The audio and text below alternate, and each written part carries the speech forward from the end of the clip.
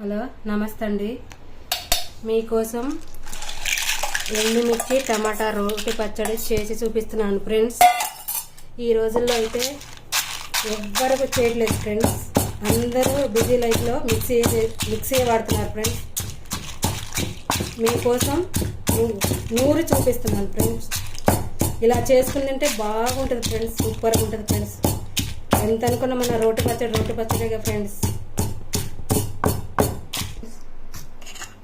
వెల్లుల్లిపాయ, జీలకర్ర,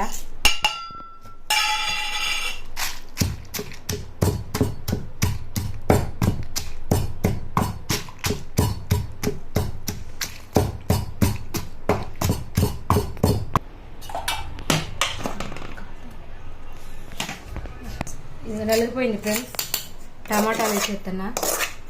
టమాటాలు, చింతపండు ఫ్రెండ్స్,